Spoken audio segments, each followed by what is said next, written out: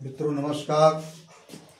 ज्योतिष विद्या सागर में आपका स्वागत करते हैं। मित्रों, आज मैं आपको बताऊंगा कि जैमिनी के स्थिर पद्धति से, स्थिर दशाओं से हम विवाह को कैसे निकालते हैं।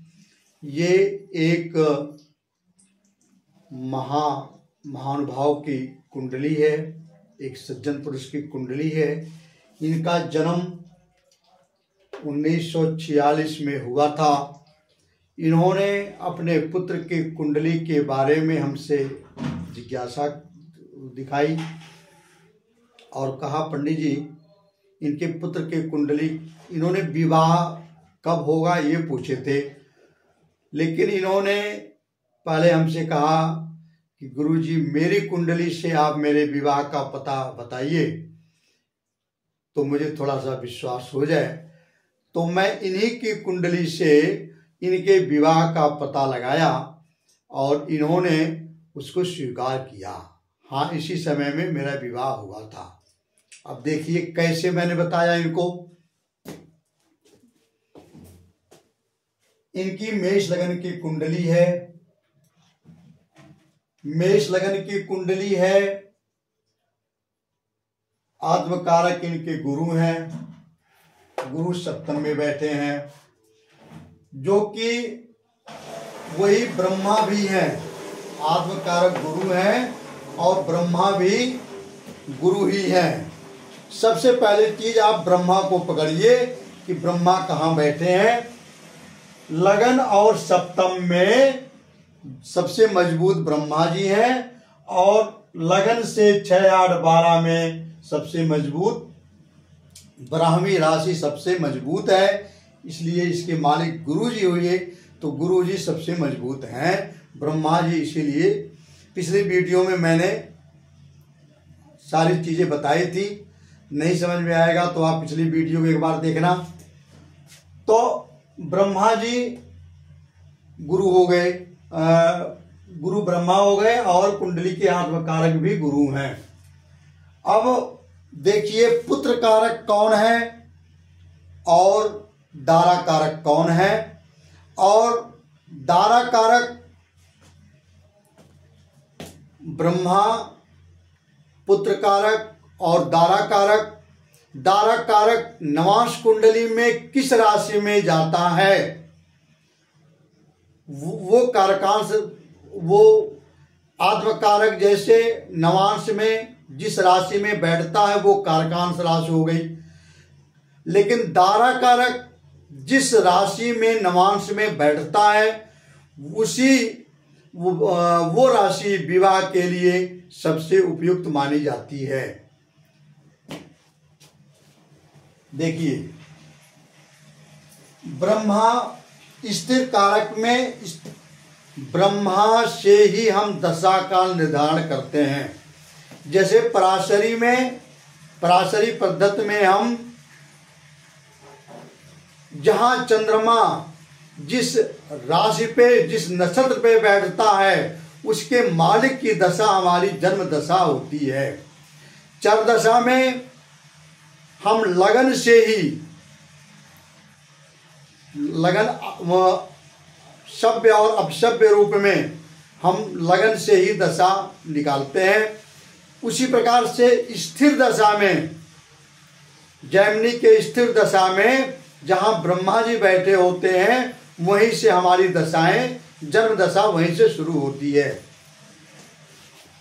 जन्म ब्रह्मा से ही, ब्रह्मा तुला में बैठे हैं, तुला से ही हमारी दशाएं शुरू होंगी। तो तुला की प्रथम दशा चर राशि में है। मैंने आपको यह भी बताया था कि चर राशि की दशा 7 साल की होती है, स्थिर राशि की दशा 8 साल की होती है और दुस्वभाव राशियों की दशा 9 साल की होती है। इसी प्रकार से जैमिनी के स्थिर दशाओं का क्रम चलता है और इसमें सभ्य और अपसभ्य नहीं होते। इसमें लगातार हम सीधे रूप में ही दशाओं का प्रयोग करते हैं। बहुत आसान दशा है। अब एक चीज मैंने आपको बताया था कि ब्रह्मा से चतुर्थ राशि को पकड़िए, ब्रह्मा से जो चौथा घर है उस राशि को पकड़िए, वो विवाह का समय बताता है। चतुर्थ राशि कौन है? मकर है। अब देखिए इनकी राशियों को मैंने कैसे निकाला, दशाओं को। तुला राशि की ये 7 साल की है, तो 1946 से 1946 में जब हम 7 ईयर जोड़ेंगे तो 1953 आएगा। अब दूसरी दशा आई, ये समय इनके बचपन की थी। दूसरी दशा आई वृश्चिक की। वृश्चिक की दशा 8 साल की है। अब 53 में 8 हम जब जोड़ेंगे तो 61 आएगा। 1961 तक इनकी दशा आई। तीसरी दशा इनकी आई धनु की। धनु की दशा चूंकि ये दुस्वभाव राशि है, 9 साल की चलेगी, तो 61 में जब 90 हम करेंगे तो 70 ईयर आएगा। 1970 तक ये। फिर उसके बाद जब हम मकर की जोड़ेंगे तो ये भी चर राशि हो गई। तो मकर की दशा जब आई तो 70 से 7 ईयर हम जोड़ेंगे, चर राशि है, तो 77 तक हुआ। और इनका विवाह, तो मैंने इनसे कहा कि आपका विवाह 97 तक हो गया था। इन्होंने कहा हाँ बिल्कुल सही पंडित जी, लेकिन अब बताइए 97 तो बहुत बड़ा होता है, अब मुझे एग्जैक्ट समय बताइए। तो एग्जैक्ट समय भी मैंने इनको बैठे बैठे बताया। वो कैसे बताया? मकर की दशा को हमने महादशा में पकड़ लिया। अब मकर में मकर की दशा चली, 7 साल की दशा है इनकी, तो वो 7 महीने की दशा हो जाएगी जो अंतर दशा चलेगी। अगर 8 साल की दशा है तो 8 महीने की, और 9 साल की दशा है तो 9 महीने की। जितने साल की दशाएं होती हैं, अंतर दशा उसकी महीने में बदल जाती है, समय वही रहता है। अब मकर में पहले मकर की दशा चलती है, जबकि चर दशा में, चर दशा की दशा जिस महादशा चलती है उसकी अंतर दशा सबसे लास्ट में जुड़ती है। लेकिन स्थिर दशा में जिसकी महादशा चलती है उसकी अंतरदशा पहले उसी की अंतरदशा चलती है, ये विंशोत्तरी महादशा की तरह। तो मकर की दशा महादशा चली, मकर की महादशा में मकर की अंतरदशा चलेगी। ये इसमें हम 7 महीना जोड़ेंगे, तो चूंकि मकर की अंतरदशा 70 से और 77 साल तक है, मकर की महादशा 70 से और 77 साल की है। तो अब देखिए 71 तक तो इनकी मकर में मकर की चली, फिर 71 से 72 तक इनकी कुंभ की चली, फिर 72 से इस तरह से हम जोड़ते जोड़ते चले आए। हमें सिंह की दशा निकालनी है। सिंह की दशा जब आई, क्योंकि जिसमें अंतरदशा में, जिसमें पुत्र कारक और दारा कारक से संबंध बन रहा हो, उस दशा में, अब देखिए इनकी जब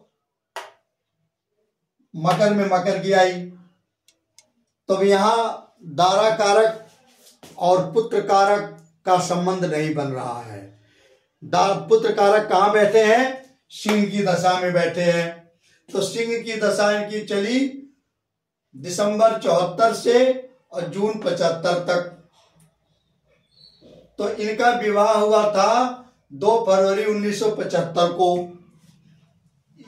इस प्रकार से मैंने इनकी मकर की, अच्छा एक चीज, मकर की जब महादशा आती है तो बड़े जीवन में बड़े परिवर्तन होते हैं, जैसे विवाह, बच्चे, मकान, नौकरी। नौकरी भी मकर में ही मिलती है। अगर आपके कुंडली में मकर की महादशा आती है, मकर की महादशा आती है, तो उसमें आप समझ लेना, या मकर की अंतरदशा भी आती है, उसमें आप समझ लेना कि ये महान परिवर्तनों का योग मेरी जिंदगी में आ गया है। उसी समय आपकी शादी होगी, बच्चे होंगे या नौकरी मिलेगी। तो मकर की महादशा में जब सिंह की अंतरदशा आई, तो चूंकि पुत्र कारक चंद्रमा है, मैंने यहां लिख दिया पुत्र कारक चंद्रमा है, चंद्रमा और दारा कारक सूर्य है। सूर्य की दृष्टि पड़ रही है और चंद्रमा की भी दृष्टि पड़ रही है, पुत्र कारक की दृष्टि पड़ रही है और सूर्य की भी पड़ रही है। इस तरह से मैंने इनको विवाह का बताया। अच्छा, 1 2 3 4 5 6 छठवें की जब दशा आती है, उस समय नौकरी भी मिलती है, कंपटीशन का स्थान होता है वो। अब ब्रह्मा से देखिए। अच्छा, दूसरी चीज, एक चीज मैं आपको और बताऊं, कारकांश जो दारा कारक हैं, जन्म कुंडली का दारा कारक नवांश कुंडली में वो कर्क राशि में बैठे हुए हैं। कर्क राशि ये विवाह देखने का सबसे बहुत अच्छा योग माना जाता है। कि नॉर्मल योग आप ये देख लो कि हमारे दारा कारक नवांश कुंडली में किस राशि में बैठे हैं। निश्चित है उसी राशि की महादशा में आपका विवाह होगा, या उसके सप्तम में जिन पर उनकी दृष्टि पड़ेगी उस राशि के महादशांतर दशा में आपका विवाह होगा। उससे भी देख लीजिए। नवांश कुंडली हरा मैंने इनको यहां नहीं बनाया, लेकिन नवांश कुंडली में इनके सूर्य जो है, जो दारा कारक है, वो नवांश कुंडली में कर्क राशि में बैठे हैं, और कर्क राशि इनकी कारकांश भी हो गई, आत्म कारक भी कर्क में बैठे, कारकांश भी वही हो गई। तो कारकांश से सप्तम राशि मकर है, तो मकर की महादशा आई तब इनका विवाह हुआ। और मकर की महादशा में सिंह की अंतरदशा में इसलिए हुआ कि सिंह जो है, सिंह, अब ये महादशा तो इनकी 7 साल की थी, इन्होंने ये प्रोमिस कर दिया कि हम आपको मुझ पर पुत्र कारक की दृष्टि पड़ रही है भैया, और दारा कारक की भी पड़ रही है, और किसकी दृष्टि पड़ रही है? बुध कौन है कुंडली में? बुध मातृ कारक है, मातृ कारक का आशीर्वाद भी मिलता है, योग भी बन रहा है। मंगल कौन है? मंगल जी इनके भ्रातृ कारक है। मातृ कारक, भ्रातृ कारक और दारा कारक जहां बैठते हैं वो राजयोग बनते हैं। अगर किसी कुंडली में दारा कारक, मातृ कारक, आत्म कारक, अमात्य कारक ये किसी कुंडली में बैठते हैं या एक दूसरे को दृष्टि देते हैं, तब वो क्या बनता है? राजयोग बनता है। उस समय में आपको बहुत महत्वपूर्ण कार्य होगा। मकर ने ये प्रॉमिस किया कि इसी में हम आपको विवाह भी कराएंगे, नौकरी भी देंगे। और अच्छा, शनि कारकांश में बैठे हैं, सप्तम में देख रहे हैं, शनि की दृष्टि पड़ रही है, शनि के अमात्य कारक है, इसी में इनका विवाह हुआ और इसी में इनकी नौकरी मिली। नौकरी की दशा हम कैसे निकाले थे वो मैं बाद में बताऊंगा। आज हम विवाह के बारे में बता रहे हैं। अब मकर में सिंह की अंतरदशा चल रही थी, वो क्यों हुआ? क्योंकि सिंह पुत्र कारक है और चल राशि को कौन कौन देखते हैं? स्थिर राशि केवल देखती है, वो भी अपनी अगली स्थिर राशि को छोड़ करके। अगली स्थिर राशि कौन है? कुंभ है। कुंभ नहीं देख, कुंभ की दृष्टि इस पर नहीं पड़ेगी। इन पर किसकी दृष्टि पड़ती है? उसके बाद दूसरा घर है ये परिवार का भाव होता है। राहु नैसर्गिक रूप से विवाह के कारक माने जाते हैं। घटनाओं के घटित होने का, अगर कोई भी राहु और केतु के अक्ष में पड़ते हैं तो वहां घटनाएं जरूर घटती हैं, शुभ या अशुभ। अशुभ अशुभ क्या है? वो हम जिस राशि में राहु बैठते हैं उसकी राशि के मालिक से पता चलता है कि ये शुभ है या अशुभ है। ये शुक्र की राशि में बैठे हैं और शुक्र इनके क्या है? इनके ज्ञात कारक हैं। ये निश्चित है कि इसी में ये बीमार भी पड़े होंगे, इनको कोई बड़ा रोग भी हुआ होगा। ये तो अलग मैटर हो गया, विवाह से हट के हो गया। तो विवाह संदर्भ में देखेंगे, दूसरा भाव परिवार का होता है, धन का होता है। नौकरी भी इनको इसी में मिली, धन भाव इसको इसी में इनका उज्जवलित हुआ। और तीसरी दृष्टि पड़ रही है इनकी पंचम भाव की। पंचमेश की भी अगर किसी योग कारक, अमात्य कारक, आत्म कारक, पुत्र कारक, ज्ञात कारक नहीं, इनके साथ पंचमेश की युति हो जाए या दृष्टि पड़ जाए, उस साल आपको बहुत बड़े काम करने हैं। सारे काम, विवाह, बच्चे संपन्न इसी भाव में हो जाएंगे। अच्छा, तो इनको मैंने इसी प्रकार से प्रकट कर दिया कि आपका विवाह 2 फरवरी 1975 को हुआ था क्या? इन्होंने कहा जी गुरुजी बिल्कुल सत्य है। अब आदमी जब कुंडली दिखवाता है, ये स्वाभाविक है, प्रथम बार ही वो जांचना चाहता है कि ये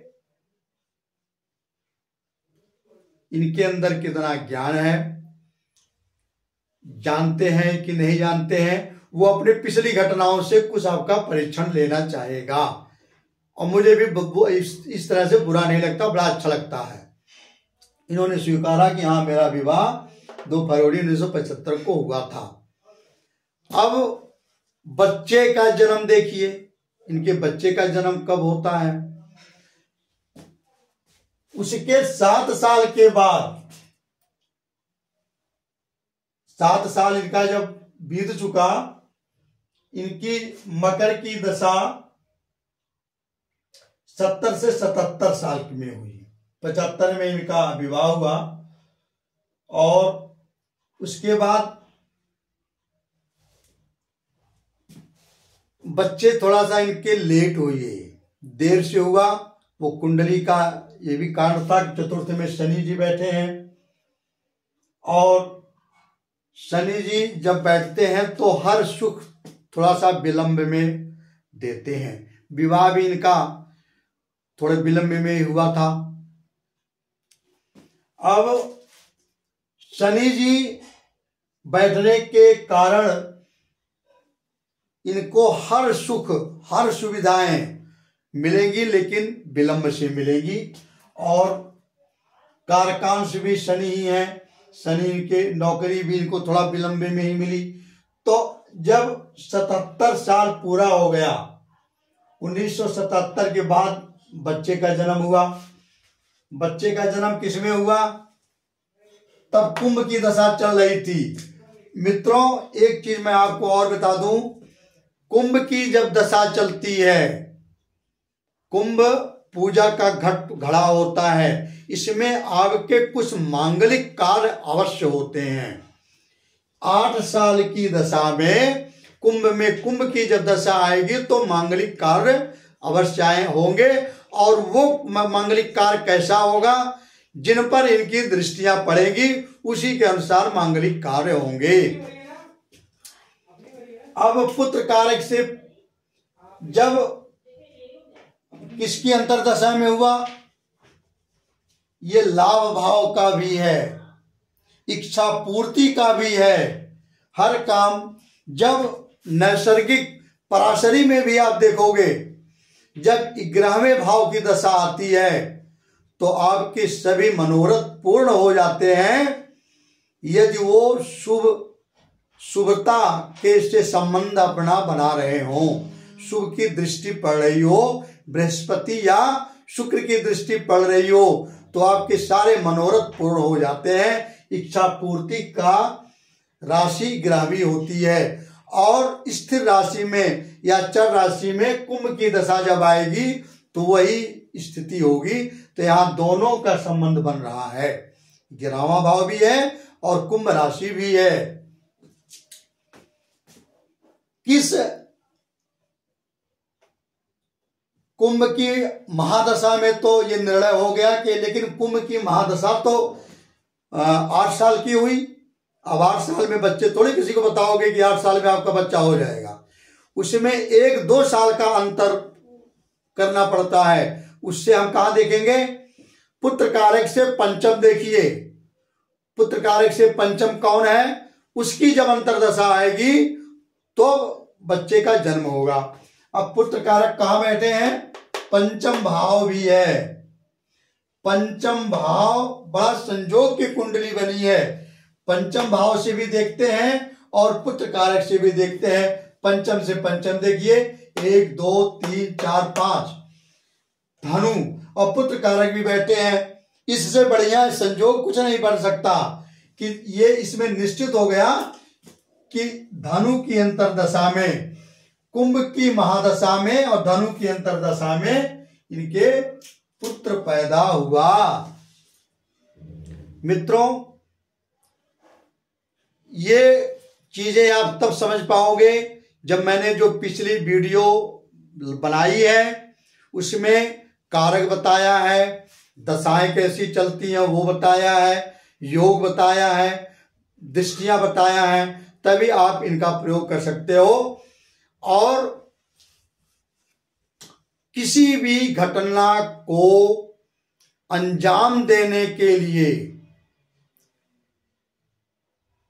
बृहस्पति और शुक्र का गोचर में दृष्टि या उपस्थिति अनिवार्य होती है। शनि जी जब दृष्टि देते हैं या वहां उपस्थित होते हैं तब वो एक काल बता देते हैं। शनि जी काल हैं, काल बताते हैं कि इस समय में इनको ये घटना घटित होगी। और गुरु जी जब लगन या सप्तमेश या जिस चीज के लिए हम देखते हैं, नौकरी के लिए दशम भाव होता है, गुरु जी जब दशम पे दृष्टि डालेंगे नौकरी मिलेगी। और विवाह के लिए सप्तम या लग्नेश पर दृष्टि डालेंगे।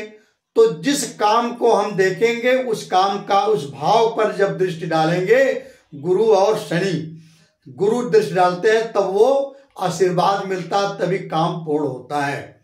मित्रों, आज की वीडियो में इतना ही, और मैं अगली कुंडली में आपको और कुछ बताऊंगा। वीडियो को लाइक और सब्सक्राइब करना। धन्यवाद।